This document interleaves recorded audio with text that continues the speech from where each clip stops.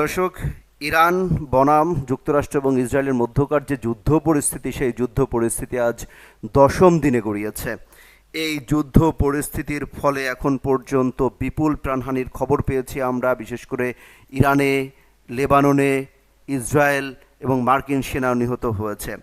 এই যুদ্ধ পরিস্থিতি হঠাৎ করেই মার্কিন প্রেসিডেন্ট ডোনাল্ড ট্রাম্প এই দশম দিনে এসে তিনি যুদ্ধ বন্ধের একটা ইঙ্গিত দিয়েছেন, অর্থাৎ এই যুদ্ধ সমাপ্তি টানার একটা শব্দ উচ্চারণ করেছেন। তিনি বলেছেন যে যুদ্ধ শেষ করা নিয়ে ইসরায়েলের যে প্রধানমন্ত্রী বেনিয়ামিন নেতানিয়াহু রয়েছেন, তার সাথে আলোচনা করেই, সমঝোতার ভিত্তিতে তার সাথে আলোচনা করে এই যুদ্ধ বন্ধের সিদ্ধান্ত নেওয়া হবে।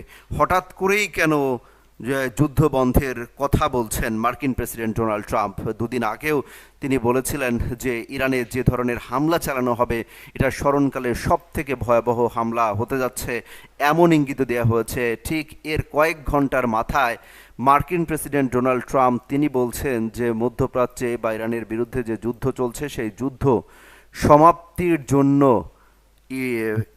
ইসরায়েলের যে প্রধানমন্ত্রী বেনিয়ামিন নেতানিয়াহু রয়েছেন, তার সাথে আলোচনা করেই আসলে সিদ্ধান্ত নেওয়া হবে, আলোচনা করা হবে। হঠাৎ কেন এই আলোচনার প্রসঙ্গ আসলো? যুদ্ধের যেহেতু 10 দিনে গড়িয়ে গেছে, এখন কেন আলোচনার প্রসঙ্গ আসলো? মূলত ইরান দাবি করেছে যে সর্বশক্তি দিয়ে তারা অন্তত 6 মাস যুদ্ধ চালিয়ে যেতে পারবে। এরই মধ্যে ব্যাপক ক্ষয়ক্ষতি হয়েছে, বিশ্ববাজারে তেলের দাম হু হু করে বাড়তে শুরু করেছে, সাধারণ মার্কিনী যারা আছেন তাদের চাপে পড়তে শুরু করেছে যুক্তরাষ্ট্র, এমনকি সাধারণ ইসরায়েলি তাদের চাপে পড়তে শুরু করেছে বেনিয়ামিন নেতানিয়াহু। এই সব মিলিয়ে গোটা বিশ্ব পরিস্থিতি টালমাটাল অবস্থা শুরু হয়ে গিয়েছে। মার্কিন প্রেসিডেন্ট ডোনাল্ড ট্রাম্প মনে করছেন ইরানকে যেভাবে শায়েস্তা করতে চেয়েছিলাম, যেভাবে তিনি হামলা শুরু করে দিয়েছিলেন, ঠিক ততটা তারা দমেনি। অর্থাৎ ডোনাল্ড ট্রাম্প চেয়েছিলেন যে ইরানকে যেভাবে সিরিয়ায় শায়েস্তা করা হয়েছে, যেভাবে সিরিয়ায় এবং গাজায় যেভাবে হামলা চালানো হয়েছে, একই স্টাইলে যদি ইরানে হামলা চালানো হয়, ইরান সেটা চেয়েছে, দেখা ছাড়া তাদের কোনো উপায় ছিল না। কিন্তু ইরান সেই আশার গুড়ে বালি ঢেলে দিয়ে ইরান পাল্টা হামলা চালাতে শুরু করে। এমনকি মধ্যপ্রাচ্যের এমন কোনো ঘাঁটি নেই, এমন কোনো জায়গা বাকি নেই যে যেখানে ইরান হামলা চালায়নি। অর্থাৎ ইরানের হামলায় এক প্রকার দিশেহারা অবস্থা যুক্তরাষ্ট্র, বিশেষ করে তাদের যে সৈন্য মারা গিয়েছে, 6 জন সৈন্য মারা গিয়েছে, এখন পর্যন্ত মরদেহ হস্তান্তর করা হয়েছে। এটা নিয়ে ব্যাপক চাপে পড়েছেন মার্কিন প্রেসিডেন্ট ডোনাল্ড ট্রাম্প। তিনি বলার চেষ্টা করেছেন বা বলেছেন যে এই যুদ্ধ এখন নতুন করে বলা হচ্ছে যে এই যুদ্ধ সমাপ্তি করতে হলে আলটিমেটলি ইসরায়েলের যে প্রধানমন্ত্রী আছেন বেনিয়ামিন নেতানিয়াহু, তার সাথে আলোচনা করে সমন্বিত উদ্যোগেই এই যুদ্ধ বন্ধের পদক্ষেপ নেওয়া হবে। এখানে ইরানকে উপেক্ষা করা হয়েছে। ইরান কিন্তু ইরান যে পদক্ষেপ নিবে বা ইরানের সাথে একটি সমঝোতার কথা বলা হচ্ছে, এটি কিন্তু তারা কোনোভাবেই করবে না। তারা ইসরায়েলের সাথে সমঝোতা করেই এই যুদ্ধ কখন থামানো যায়, কোন পর্যায়ে নিয়ে যাওয়া যায়, সেই আলোচনার কথা বলা হচ্ছে, সেই কথা বলা হচ্ছে। অর্থাৎ ইরান যখন বলছে যে 6 মাস যুদ্ধে টিকে থাকবে এবং কোনো প্রকার নতি স্বীকার না করে একের পর এক হামলা চালিয়ে যাচ্ছে, বিশেষ করে ইসরায়েল জুড়ে ব্যাপক আকারে হাইপারসনিক মিসাইল পর্যন্ত ছোড়া হয়েছে, একের পর এক হামলা চালানো হচ্ছে। রাতের আকাশে দেখা যাচ্ছে যে একের পর এক কিন্তু মিসাইল ছোড়া হচ্ছে। এর ফলে অনেকটা দিশেহারা অবস্থা, আতঙ্কে দিন কাটাতে হচ্ছে ইসরায়েলিদের। বিশেষ করে ড্রোন হামলা চালানো হচ্ছে মার্কিন ঘাঁটিগুলোকে লক্ষ্য করে, একের পর এক কিন্তু ড্রোন হামলা চালানো হচ্ছে।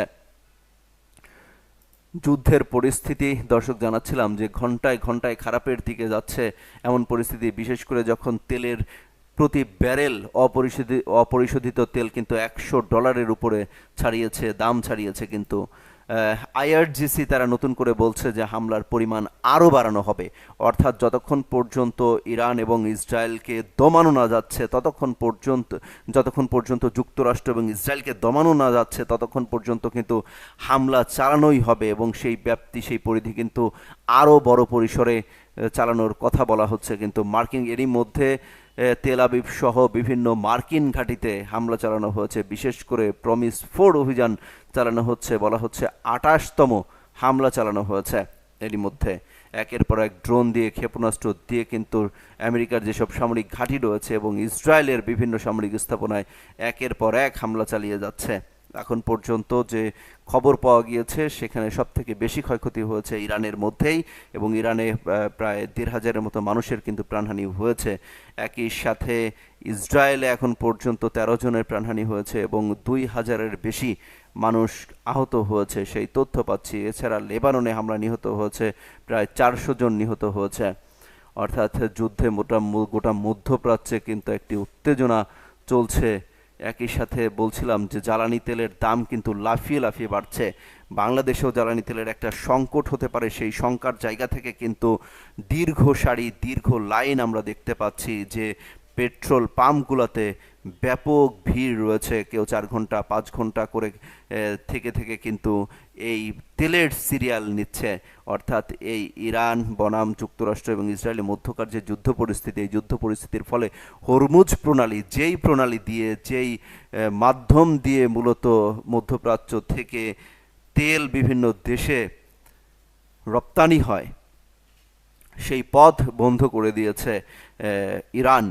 এরপর থেকেই কিন্তু রীতিমতো হাহাকার শুরু হয়ে গিয়েছে বিশ্বের বিভিন্ন দেশে তেলের দাম বাড়তে শুরু করে দিয়েছে। বাংলাদেশেও বলা হচ্ছে যে এখন পর্যন্ত বেশ কিছু জাহাজ চট্টগ্রামে ভিড়েছে, ফলে তেলের কোনো সংকট নেই আপাতত। অহেতুক প্যানিক ছড়ানোর কিছু নেই সরকারের পক্ষ থেকে, বারবার এটি বলা হচ্ছে, এবং একই সাথে মৃতব্যয়ী হওয়ার কথা বলা হয়েছে কিন্তু প্রতি মুহূর্তে। যুক্তরাষ্ট্র বলছে যে নেতানিয়াহুর সঙ্গে আলোচনা করেই কিন্তু এই ইরান যুদ্ধের সমাপ্তি করা হবে, সেই কথা বলা হচ্ছে। নেতানিয়াহুর সাথে আলোচনা করবে, অর্থাৎ নেতানিয়াহু কতক্ষণ টিকতে পারবে, তার দেশের পরিস্থিতি কি, সেই সার্বিক বিষয়গুলো প্রকাশ্যে আনার পরেই কিন্তু এই যুদ্ধ ইতিটানা হতে পারে, এমনটাই কিন্তু ধারণা করা হচ্ছে।